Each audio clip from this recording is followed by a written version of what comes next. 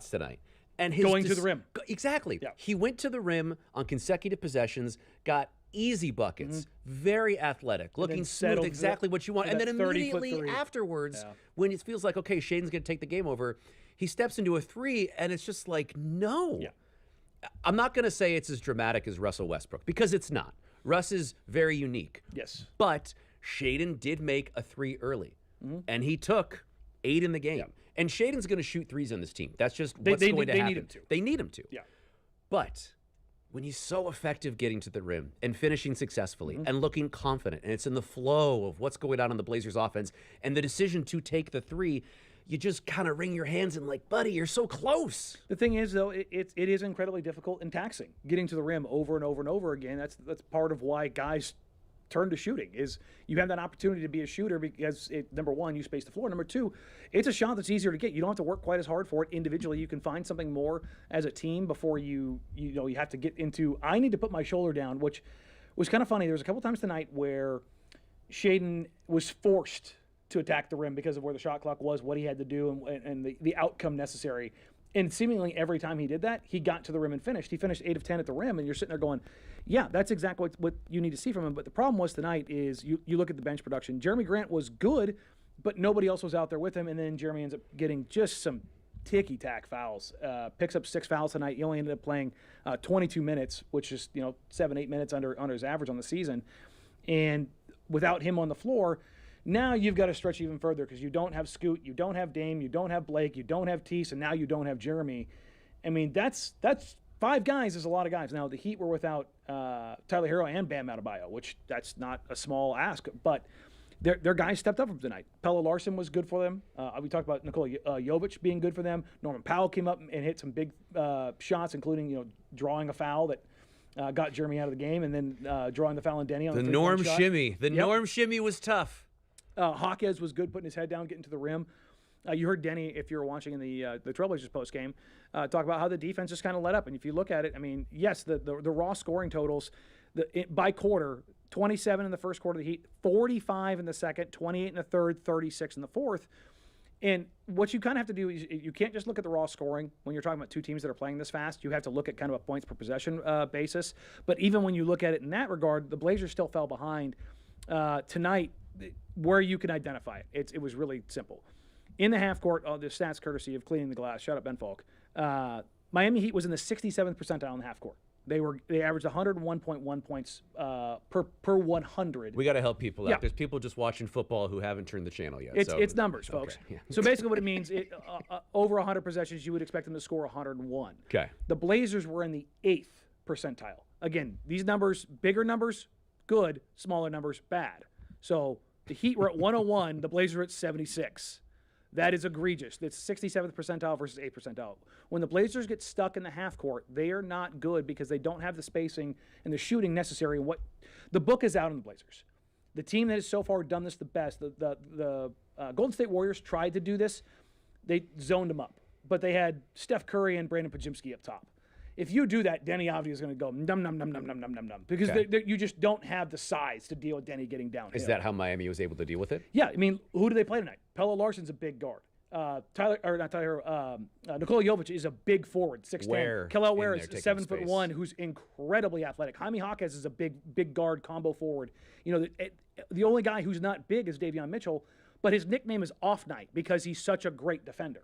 So even though he's shorter in size, he's strong as a bull. That's a great nickname. Oh, it's one of the best nicknames in basketball. It's a great nickname. Off Night? Oh, yeah. Yeah, no, it's fantastic. Really strong. Fits Miami. But then you also have Andrew Wiggins, who's 6'8" and incredibly athletic. So they're a bigger, stronger, longer, more athletic team. They kind of are the Eastern Conference version of the Blazers in a sense, stylistically, how they play, the defensive intensity, playing with pace, being a more limited shooting team. But tonight... So wait a minute. So what is the counterpunch to that? If the book is out and teams have made defensive adjustments... What is the adjustment that Master Splitter can make? Be better shooters. Which is tough. Or don't get stuck in the half court. So coming into tonight, the Portland Trail Blazers were playing the fastest in basketball, not necessarily in pace, but how quick they were from the time they took possession, whether it be inbound, off a rebound, off a steal, to getting a shot up. 10.1 seconds. So if the 24-second shot clock was hit, or as you catch it. That means they're getting shots up at 13.9 on average. You know who that is? That's our friends on KUNP. Hello. Hello, welcome in. It's the Rip City wrap-up already in progress. We've been on KTU, YouTube, and now KUNP. You know what's going on. The Blazers did not win. It was spirited, and Marang is breaking down how Miami broke down the Blazers. Continue. Yeah, no, it's pretty simple. It's they limited the Blazers' frequency and attempts in the transition opportunities. The Blazers were okay tonight in transition opportunities. If you look at the stats that came out of this, they averaged on 5.8 points or plus 5.8 points per possession. Okay. Meanwhile, the Heat were at plus 4.7. So the Blazers beat them out by a little bit. Blazers finished in the 70th percentile. That's good. The difference was in frequency. The Blazers were just slightly above average, where the Heat were almost at the top. They were in the 88th percentile, the Blazers in the 66th. So if you're talking about a 5-point margin in a game, put the Blazers in the half court, make them shoot threes, and if they hit them, you just kind of live with it. But if they don't, well, now you're getting them in the half court, you're slowing them down, you're making that it's harder for them on if you're missing shots to set your defense, because if you're making them pull the ball out of the basket and all of a sudden you can use what has been the highest pickup point in basketball defensively, you can't do that. It's hard, especially with a team like the Heat that's playing so fast. If they're getting the ball and outletting it quickly, you can't press. So you take away Portland's things by using their weaknesses against them. The inability to shoot, the inability to be productive in the half court, and then they can't set up their defense, and they can't really press you and be that hounding defense. And all of a sudden it just goes into a quasi-track meet in possessions, maybe not necessarily. Again, the score was high tonight, 136-131, but you can limit some of the, not even some, a lot of the effectiveness by doing that. Aren't we looking at just regression to the mean? They're not as bad as they were against the Lakers. They're not as good as they were against the Thunder. They're somewhere in the middle of those things. Like, the consideration and the concern of this Blazers team going into the season is, yes, this is going to be an incredibly excellent defensive team. Which they are. Great leadership from some veterans. Young guys is going to be athletic. They're going to get out and run. But, boy, where are they going to score? And they've had outbursts. Yep. Consistency is the problem. Exactly. But this is just, and I know it's difficult, especially when you go into a game like this and Miami doesn't have their two best players, and Miami's coming off a back-to-back, and the Blazers had an extra night rest and all this kind of stuff. Like, this is not a scheduling win for the Heat. You know what I mean? And on schedule, this is one that you figure to lose, and the Blazers weren't able to get it done. No. But at the end of the day, you're 9 games into the season, you're 5-4. And you've been in every game but one. There's only been one blowout. Yeah. And even then, it wasn't that sideways of a game. You've won some 50-50 games, you've lost some 50-50 games. And that's just kind of the way the NBA season. Am I making too little of it? No, you're not. You and I have been doing this together for years. The one thing that I have said forever, the differentiation between teams, if you want to talk about a 36-win team or a 41-win team, if you have games within 5 points with 5 minutes to go, it is essentially a coin toss unless you're talking about you're the Charlotte Hornets and the Oklahoma City Thunder.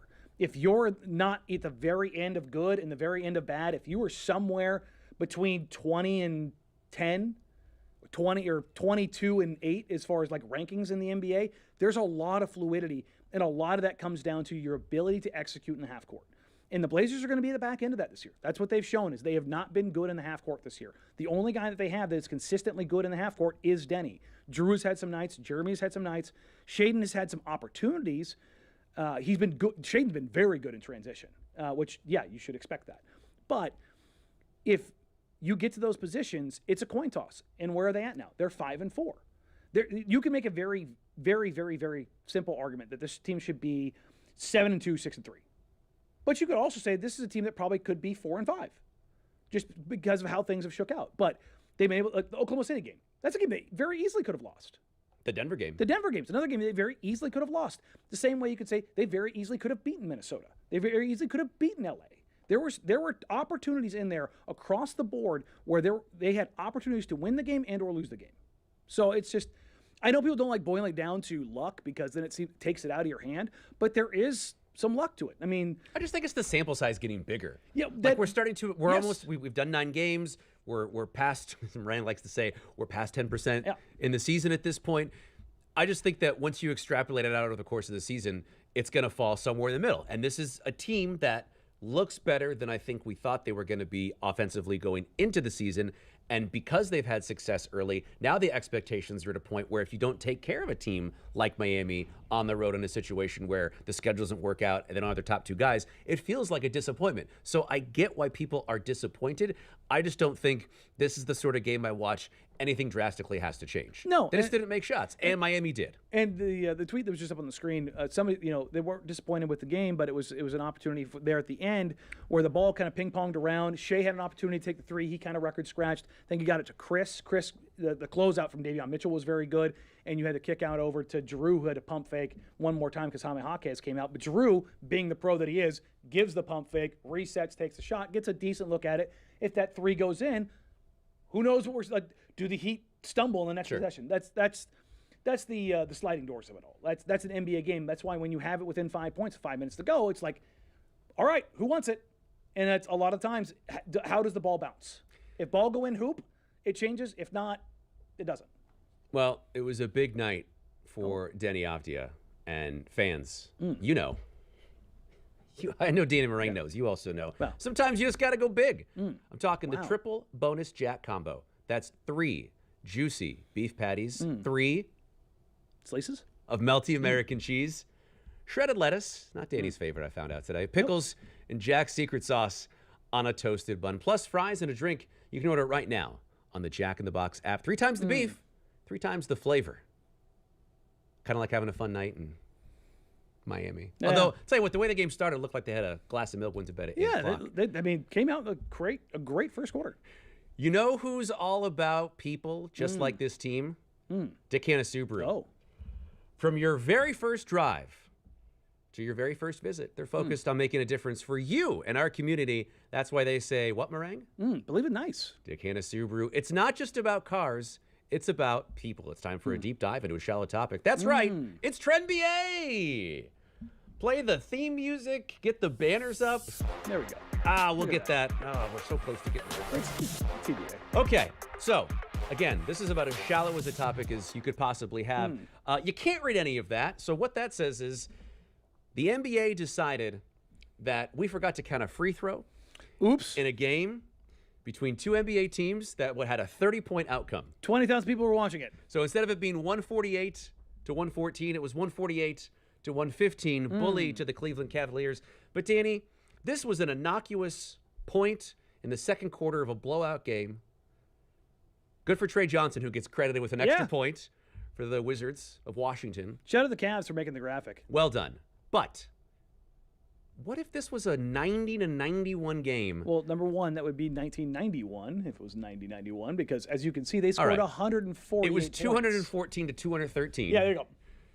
And they find that a free throw was miscounted in the second quarter. Let's say this came up today. What do? You can't have a tie NBA game, can you? How nobody caught that is a little surprising. I've been in the arena plenty of times over the years where a 2 is counted as a 3, a 3 is counted as a 2.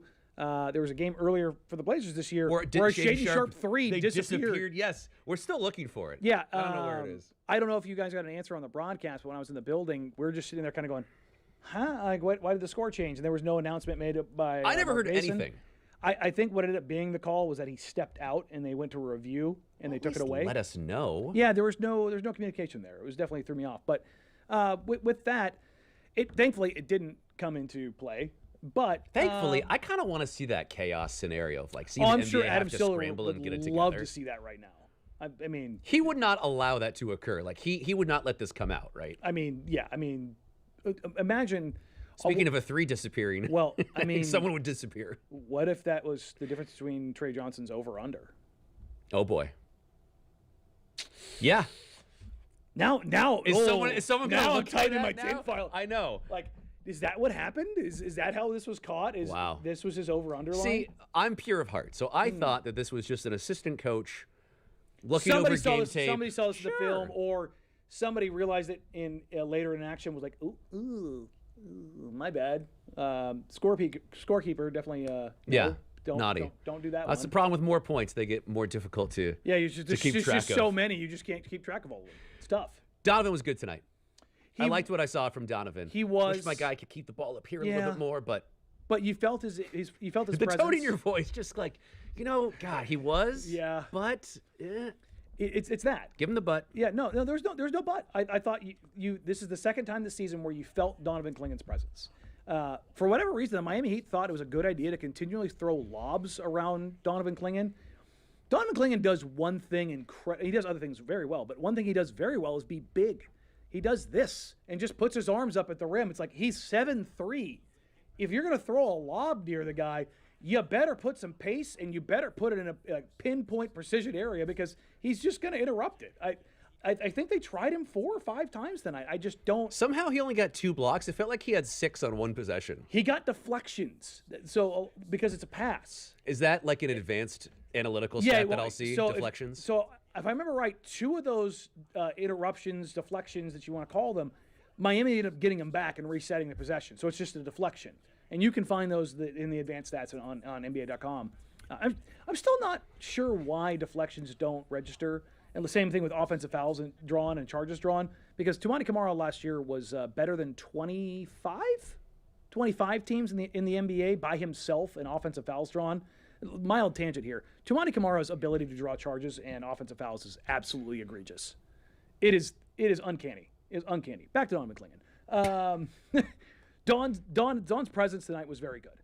I thought he was really solid defensively as far as limiting shots at the rim.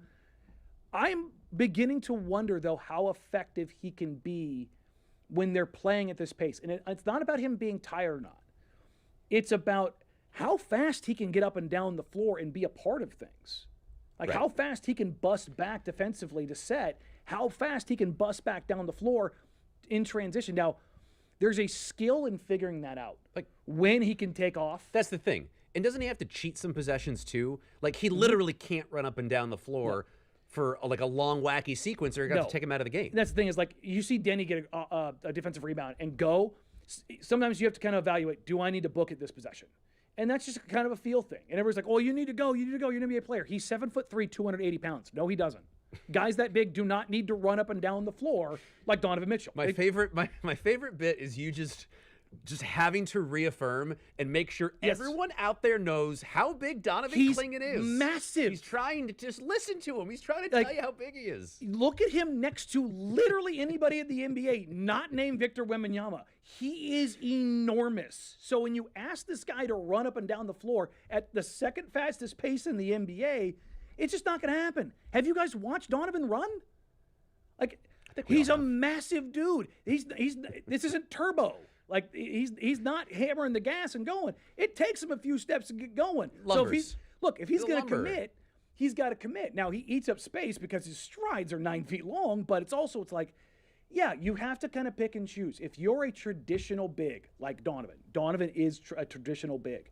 Those guys have never, ever been guys that fly up and down the court like that. So how do you maximize someone like this in a team like this? Because one of the things that it doesn't frustrate me, but when I see Donovan plays 21 minutes, Donovan plays 26 minutes, you're telling people, and you've said this for a couple years now, since long as Donovan has been here, that Blazer fans can't expect him to play 32, 35 minutes a night. That's just not going to happen. This year, it's not going to happen ever because of his size. So how does that fit with a team that wants to play as fast as we saw tonight? Well, when they're fully healthy and they've got opportunities. Duop has been a nice change of pace, and Wop can get up and down the floor a little bit faster. He's only 6'9". He's a big, strong dude, but now Wop's not flying up and down the court. No, but good night for Duop. A little bit defensive lapses in the second half, but it's fine. Did what he's supposed to. But also, you have, in the next couple of years, Young Hansen, but you also have Rob Williams. Rob's the guy that can get up and down the floor. Now, Rob's not going to sit there and break the sound barrier getting up and down the floor, but he's an athlete.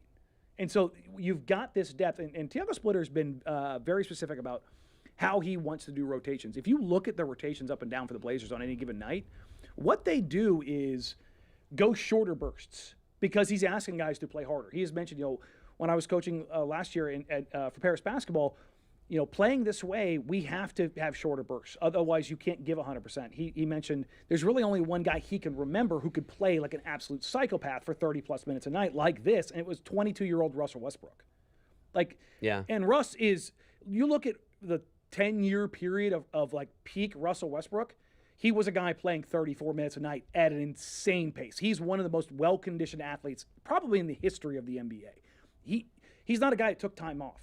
He just played like a pure psychopath at his peak. Now he's getting older and he can still kind of pick and choose his moments, but I mean that's just the nature of the beast. And so the Blazers are when they're healthier, they can go with these line changes and give guys these opportunities to play harder in these spurts, which is why, for the most part, you've seen this before the injuries.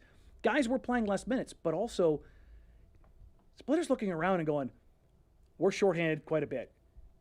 Offensively, we're a little neutered. And even with the injuries. You look at tonight, 39 minutes, Denny 37 minutes, Drew 35 minutes. I mean, those three guys. First game of a 5-game road trip, too. And you get Jeremy Grant getting foul trouble and only played 22 minutes. Jeremy's usually going to play right around 28 to 30. Well, Sidy Cissoko had 17 minutes tonight. And that's because Jeremy was in foul trouble. So, but you're losing. I mean, you're losing it. I mean, Jeremy in his 22 minutes had what, 18 points? Yeah, 18 points. Like, so how much more do you get if Jeremy's available for another 8 minutes? That's a big swing. The one thing that interests me is what's the number of minutes that Rob Williams can play for this team when it's the best case scenario? You know, Rob obviously has had a lot of problems with injuries throughout his career. 16 to 18 is kind of your best case scenario. So if you get 25 out of Donovan, 16 out of Rob, and a little zhuzh of Jan Hansen, or we haven't seen him in a while. Yeah. But also the Blazers, their small ball lineup with Denny Avdia at the 5.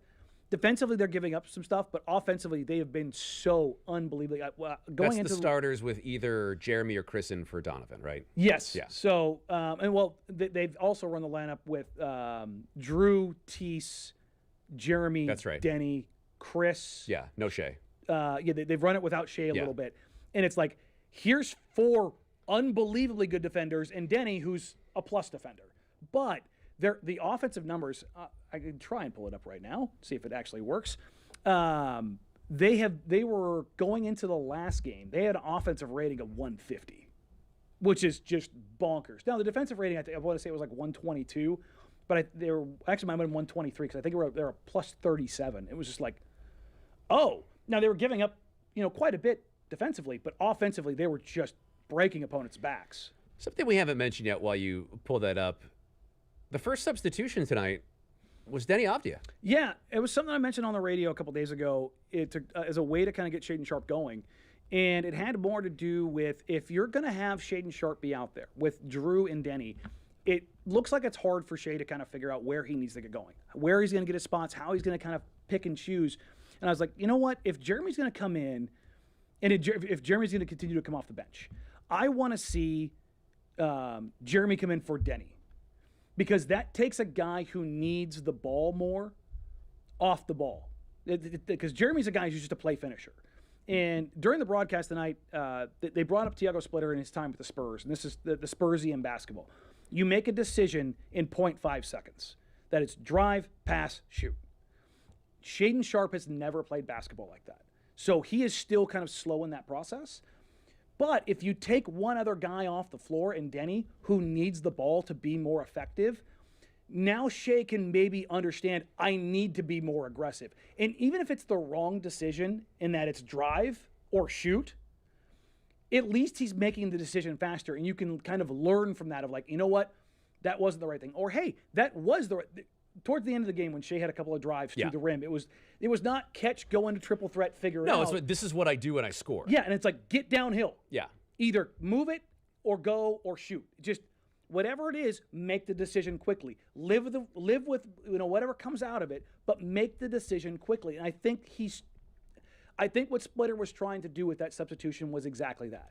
Was let's put Shea in a position where he has to be more aggressive. This is not the first time that Splitter has done this. He did this before in the OKC game, and he did it also in the Laker game, where he put Shea out there with basically 4 other non-creators and said, well, we're not going to score unless you figure it out, so go figure it out. So I made a promise before the show, Danny Marang, and that was to Guillermo Mota, who, if the Miami Heat won the game, he'd be able to come on and say some words. Guillermo's coming in. Why are you making promises to Guillermo without me? Legend of K2 Sports. Listen, I gotta clean up around here because you guys don't. So I think Guillermo's he's already mic'd up. I like that I thought that this was like a random thing that was happening and Guillermo's completely prepared. Yeah, Guillermo. Should I just slide between you guys? Yeah. Please. Yeah, can we? This is great. Can we get a solo on this? So we share this desk with Guillermo and No, you don't share. Tyree. First of all. Tyree. And this is what he said. And good thing I cut my fingernails today. There you go. The reason that he was upset was because there was empty cups that had no liquid in them. Yeah. So what do you have to say for yourself in your Miami Heat tonight, dude? First of all, Yeah. I like that it says please, by the way. So at least that's not nice. All right. Well, I am a Miami Heat fan. Gross. Hey, listen. I like that you admit that. I like that, like, there's not a pretense, like, because I cover Portland sports, that I like your silly Blazers. Oh, no, I'll never be like that. Do I like watching the Blazers and local teams? Yes, of course. Of course. Just because I spend so much time watching them and Sure. stuff like that. But no, I'll always be a Miami Heat fan. I will never be a fake fan and just bandwagon, wherever I go. So, good win for me tonight. So do you feel good about your boys? Like, they did it without Bam. They did it without, what's the other one's name? Tyler? Wow. Is the guy wearing the puffy jacket in Miami on the sidelines? It's ripped out. It's a good idea to wear a puffy fur-lined jacket in Miami. It gets cold in the arena. Okay. Calabro was saying it gets cold in the arena. Yeah. He said, bring a parka. No, come on. Well, KC, come on. All right. But Come on, give us your hot Miami takes. It was a good win. I think this is one of those wins where you look at the coaching staff and you're like, how come Eric Spoelstra has never won Coach of the Year? Just because I think this is a coaching masterpiece from Eric Spoelstra. He was talking about Nikola Jovic after the game and saying, like, this is the game that he needed to step up, and he did. And I think the Miami Heat don't win this game without Nikola Jovic. Now, looking on the other side of the Trailblazers, I know Danny loves to talk about Shaedon Sharpe, but I think if Tumani makes that three to make it 130 to 132, it could be a different outcome. Tumani was 3 Yeah. of 13 from Yeah. three tonight. He had a rough shooting at 5 of 17 overall. So, yes, Tumani had an opportunity. If he makes a couple threes, the Blazers win. Yeah, so maybe it's just crazy expectations for me, but after last year, the way last year ended in that crazy run that the team went on, almost making the play-in, I thought Tumani was going to have an insane up year on the offensive side just because we know what he can do on defense, but just looking at the game, at this game, I was just looking, okay, so maybe at a certain point, Tumani's going to step up, make a three, make a two. It just didn't happen. And I really wanted him to make that three just for himself. It just didn't go down. It feels like Tumani is in a spot, and I'm curious to get your thoughts on this too, Marang, where teams are kind of daring him to shoot, and he can make shots. Like, but Miami was he's a streaky shooter. Miami was very comfortable letting him shoot as he was missing tonight. Yeah, tonight on the season he's shooting 34% from three, 32% on threes above the break out of the corner, and he's shooting 37% from the corner. So 37% is below average in the corner. You want to shoot about 40%. If two is able to get up to 36, 37% overall, that's exactly where it needs to be. I do like that he's not honestly, him and Shaedon. I like the fact that they're not hesitating on taking open threes. Two's shot selection, I think, for the most part, has been much better than Shea's. Shea's three-point shot selection leaves you wanting, I think, at times. But I like the fact that he's not backing down from them. Because it would be very easy for him to back, because I think he's shooting 26% from three. I do have that lineup data though. I pulled it up. It depends. What's the context again? So it's the non-big lineup, and okay. for whatever reason they're categorizing Jeremy Grant as a center, even though Denny's been playing the center in these. But in all of the Jeremy Grant center lineups where Denny is at the 4, so if you want to swap them around. The Blazers are in the 98th percentile in differential, plus 18.5, 139.2 in 150 possessions. So they're scoring 140 per 100, and their effective field goal percentage is 65%.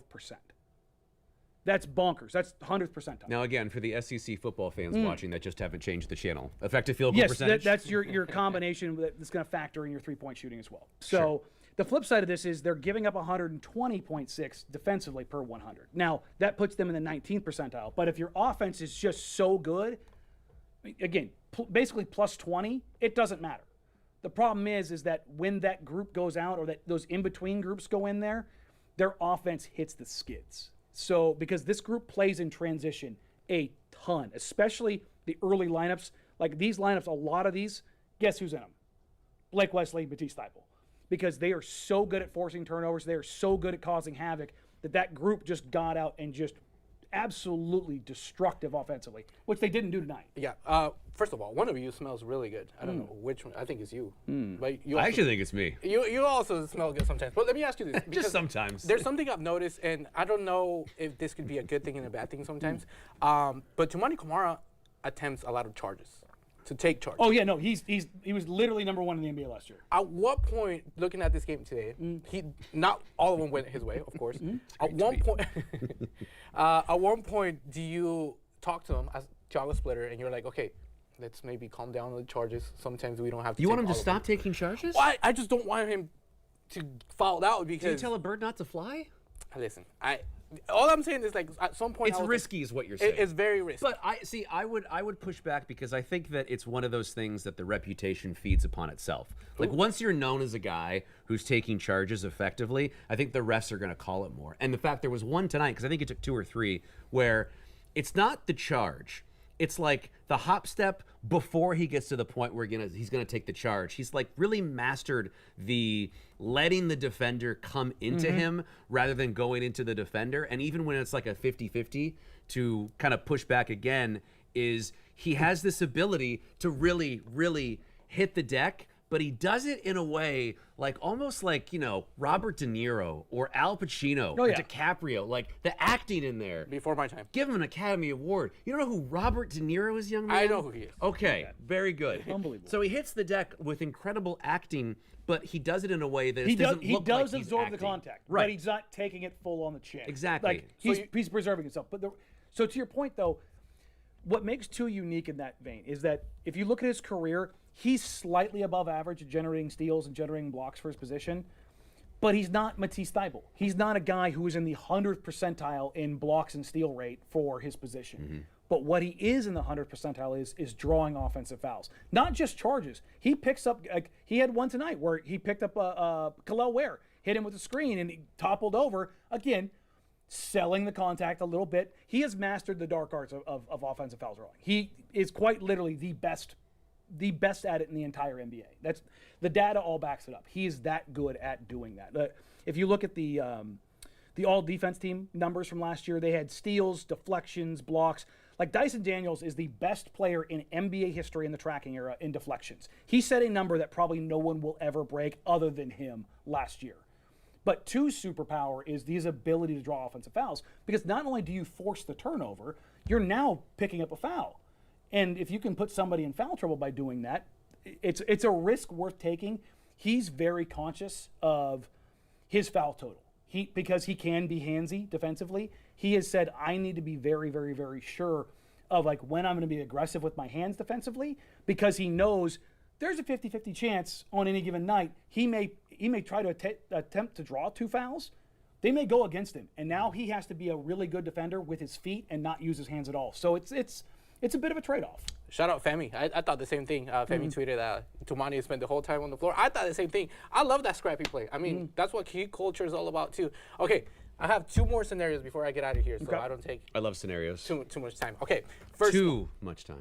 First one, I'm probably looking 2 ahead in both scenarios, but just to let you know. But one of my guys on this team, and I love him, every time I talk to him, it's a blast, Scoot Henderson. Where does Scoot Henderson fit in this current team, knowing you have Drew Holiday? The way this team is balling right now, they're clicking. So where does Scoot fit in this team? Off the bench. Yeah, I mean, you can't. You're not going to take Drew out of the starting lineup unless Scoot comes in and is so good that it's like, all right. But what does that look like based on what we've seen with Drew in the first 10 games? Drew's averaging what, 18? I told you I think it was 18, 7, and 4 on the season so far. Like, go around and find guys in the NBA that average 18, 7, and 4, and they're also one of the best defenders in the league. The list is Drew Holiday. 18, 13, and 9 tonight.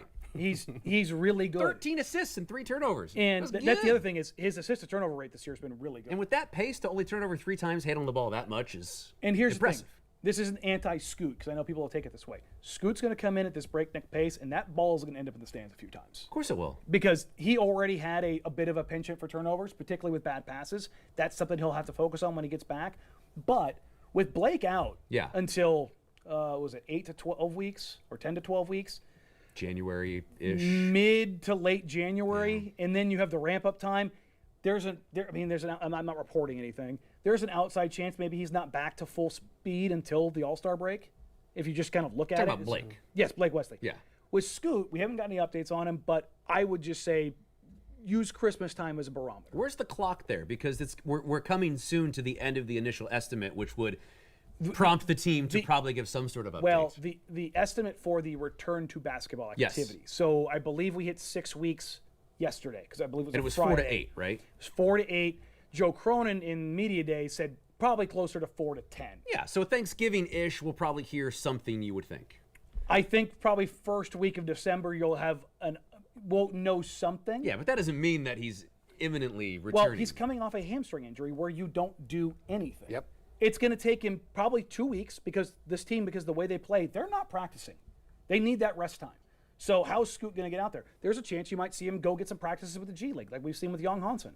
Anybody who's kind of making Robert Williams went down and got some practices before his return to play. That's the nice thing about having the remix in town. They practice at the PF. You can go have them. You have to legally do a transaction. That doesn't mean they're going to go play for him.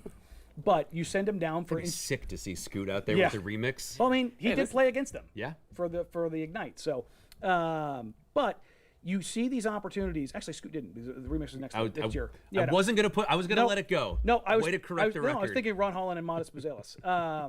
But yeah, no, I went and watched. Let me just continue to say names no one knows. I went and watched the Ignite against the remix that first year. So, but with Scoot's going to help. Scoot's going to help. Yeah, and when he comes back, you need there's going to be opportunities right. because there already is. You can see in spots where you need him. You don't want to play Drew 36 minutes a night. No. He played 36 days? I think he finished at 35. Oh, my goodness. And he's 35 years old? Yeah, 34-55, so 35 minutes. Yeah. Yeah, no, but it's public knowledge. You don't want an old man you don't want an old man playing that much. It's a long season. No, so there's probably 25 minutes a night when Scoot is up to full speed. But again, he's going to spend probably 8 to 10 weeks not doing anything. And it's going to take him probably 2+ weeks just to get his legs back before he starts practicing, which you probably look at another week or two, which is how you get to Christmas or later. I like Sterling. You know, Look, I know there's a ton of we opportunity call for him him. Sterling Henderson. No, the name Oh, Sterling. that's a great name. A lot of opportunity for him, but I think the name is beautiful. Okay, one more scenario quick, and then we got to do Jack in the Box. Nice. Okay. So my second one is looking at this roster right now. I was just looking, man, I wish the Blazers had just one more shooter. Just one guy that could stay in the corner. You know he could nail that three. Looking in the future, before the deadline in February, before our All-Star break, is there anyone on this team that maybe could get pushed out of Portland to bring someone in of that caliber that can get in the corner and shoot threes? Probably too soon to look at that. This was always going to be kind of a transitionary year. Let's not forget that they've got 25 points a game on the bench right now and one of the best shooters and scorers in NBA history. I was daydreaming a little bit today about that. Like, imagine Assistant coach, Damian Lillard? Denny Avdia and Damian Lillard on the same floor. That's sexy. Because there's a world where, Dame comes back next season and it's Dame, Drew, to if Jeremy's still here, or Jeremy's coming off the bench, Donovan. Now all of a sudden you're Sterling. like, your bench is Scoot, Shaden, Rob, Jeremy, and you're like, jeez, we got something there. That sounds like a pretty good roster. That looks pretty good. And now you've got guys, because Drew's a guy that you can legitimately play 1 through 3. Now you want to probably play him at the one or the 2, but he's so strong that if you wanted to go with a smaller lineup and have him at the 3, he can guard a lot of wings in the NBA. So just to entertain my crazy ideas, because I love trades, so you wouldn't just look at this roster right now and be like, okay. Like if the Orlando Magic said, you know what, this Desmond Bane thing isn't working out, would you go down that path? Would you entertain that idea? It depends on the price. And I think that's the thing that's going to be really interesting about where the NBA is at right now. Yeah. Is because... Can teams make trades? Yes. It's like, okay, like what's... Because Desmond Bane got traded for 4 firsts. Everyone's kind of stuck. And without going into the second apron in the cap, like, it's very difficult for teams to make trades compared to yesteryear, where a Rodney Hood would just come here. They've got contracts at all different spots, right? Which is something that the front office has prioritized, is not having everyone on the same cycle. Yeah, so it's going to be interesting to kind of see what that looks like. But also, the NBA is kind of like locked up right now because, there's a lot of smoke around Trae Young in Atlanta. There's a lot of smoke around John Morant in Memphis. Like, for the Blazers. Those guys are nuclear. Yes. Well, I mean, the Hornets have tried to trade LaMelo Ball for 2 years. It's, there are guys that are out there that the bigger dominoes will likely have to fall in order for something else to work. The Blazers front office, I think for most fans, operates slower than they want them to. But when the Blazers find something they like, whether it's Drew Holiday making the trade, again, the Blazers traded away their best three-point shot creator in Anthony Simons. They knew what the cost was going to be of that. Is Drew a better overall player? Yes, but they lost some three-point shot creation and a three-point threat that's harder to compensate for. It's a pragmatic organization. It's not one that I see taking a really big risk, especially because the climbing up the hill is like very gradual, but going in the right direction. It's click, click, click, click, click, click. They're very steady and methodical. Like the Denny Avdija deal was something they explored at the trade deadline before they end up trading for him at going into the draft. And that was something that was like, I think everybody would agree now, really good trade. Okay. I got to do Jack in the Box. All right, fellas. We love you, G. Thanks for being here, buddy. Nasty Heat fan. Let me take my chair back. There you go. You guys don't clean around That's here. the July 2025 K2 Employee of the Month. Woo! Indeed. Guillermo Mota. Okay. Oh, you can feel the energy after that appearance from Guillaume. There you go. This city really cares. Same goes for Dick Hanna Subaru. They care about people and the community, not just cars. From that first visit to your first drive, they're there every step of the way. Dick Hanna Subaru, making a difference and proving they believe in what, Dan? Nice. You know that buzzer beater feeling? I do. Sure do. That's what the new classic Smash Jack is. It's a juicy smash patty, melty American cheese, lettuce, grilled onions, pickles, and Jack's boss sauce, all stacked on a soft brioche bun for the ultimate MVP meal. It's rated the best burger in fast food by Danny Marang, and you can order it now in the Jack in the Box app. Grab one and go big. Tasty Just burger. like Guillermo's appearance. We had a tasty burger today. Right here. We did have a tasty burger. Jack in the Box, we're here. Yeah. Jumbo Jacks for everybody. I'll eat Okay, it. we got a few minutes left in the show. We do. Exactly 6 minutes. Thanks, Danny. Exactly 6 minutes left in the show. Great comedic timing in the air from producer Danny. Okay, so the Blazers have 4 more games on this road trip. They go to Orlando, who vacillates between a pretty good team and an absolute Been dumpster pretty jumpy fire so far this year. Well, you talk about Desmond Bane. I mean, this is a team that going into the season was projected to have the second most wins in the Eastern Conference, and they look pretty meh so far. Yeah. Could expect. I've watched Orlando a few times. It seems like the Blazers could go in. Wouldn't be surprised if they won that game by a significant margin and Orlando looks like a disaster, or if it's a very competitive game and you see a team that looks pretty good. It's kind of every other night for Orlando. Yeah, Orlando is just a kind of a weird team. They have a collection of talent, but it doesn't make a ton of sense. Paulo Banchero and Franz Wagner. It's not oil and water. It's more oil and synthetic oil. It's like they're similar but different. Similar but different but same. Sure. Okay. And they seem to be a little bit better with each off the floor. And Desmond Bane is not. To be honest, Desmond's fit right now feels a little bit like Shaedon Sharpe, where it's like, where do I fit in? How do I get in with this? Because there's skills everywhere. But like when he was with Memphis, his role was to be the off-ball shooter. Jaren Jackson was the roll guy. John was the rim pressure guy. Desmond Bane was the shooter. He had the off-ball movement. He would find and pick in spots where he could really contribute. And there were times when he would run the pick and roll. In Orlando, he's not on the ball as much. And he's not having as many opportunities. He's not really sure where he can find his spots. And I think you're seeing that so often we think, well, a player can shoot or a player can do this. Why isn't he doing it? Well, if your role doesn't match your skills or like where you're used to getting the ball, especially for veteran players, Drew Holiday is such a unique player. He is the most just rubbery player. Like he's silly putty. Like whatever you put him in, he'll mimic that role. You want him to toggle on and be the on-ball guy? Great. You want him to be the off-ball guy? Great. You want him to park him in the corner because he's playing with the Jays in Boston? Great. He can set up Giannis Antetokounmpo. He can play off Jalen and Jason. He can play in New Orleans alongside Anthony Davis. He's a freak. Nobody else does that in the league.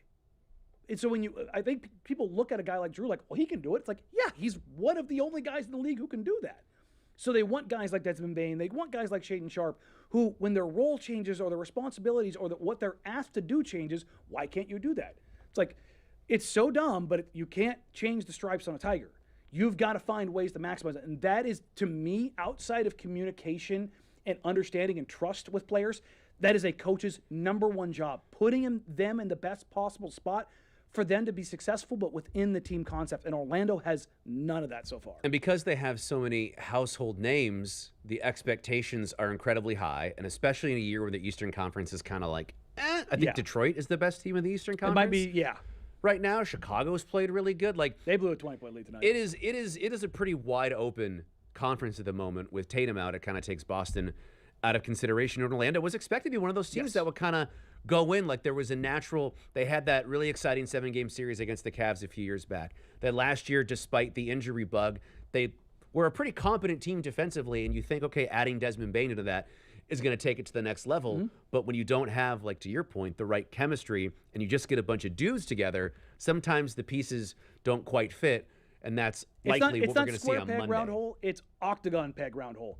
You can make it work, but you really got to force it. Yeah, you got to. It's like well, fine, but it's not the hand and glove. I'm just going to use every stupid saying I can find here. It just doesn't make sense for whatever reason. It doesn't. On paper, it should make sense. Shooter on weak side of ball gets open shot, ball going hoop. But it's just not happening for them. All right, so it's a 5-game road trip. They're 0-1. Yep. They got 4 more to go. Orlando, New Orleans, Houston, and Dallas. Besides Houston, New Orleans not good. Dallas not good. New Orleans and Dallas, you figure you get those. So if you get one of the Orlando, Houston, you have a successful road trip. Look, your goal on the road. Terry Stotts always used to say this: win 20 road games, go 20-21, so basically 500 on the road. Win 30 home games, and guess what you've done? You've won 50 games. So if you can find a way Tear Bear, look, master of logic. He loved to go 5-game snippets, and he loved to basically go 500 on the road, win 3/4 of your home games. That's how you win 50. Now, this is not a 50-win team, so can you get to a point where you're pushing it on the road? Like, let's say they win 17 or 18 home or road games. That's a good season. You win 25 at home, you win 17 on the road. Guess where that puts you? So if 42. I'm a Blazer Mm-hmm. fan, it's what, November 8th? They're 5-4. If I'm a Blazer fan, what am I looking at is my new win total expectation should be like 39, 40. I picked them to win 40. And I think they're kind of on pace for that. Now, again, how many games can you get in crunch time, and how many games can you pull out of that little window? Look at that. Full circle. Blazers, full circle. Save us. Do not win exactly 40 games. Don't hit the Marang number, because it's going to be a terrible offseason for all of us. We don't need that. Just do 41 or 39 in either direction. It's okay. Thank you for watching on K2. We appreciate you sticking with us on KUMP. Or YouTube. On YouTube. Remember, early start on Monday. Leave work early. We said it's okay. And we love you all so much. Bye.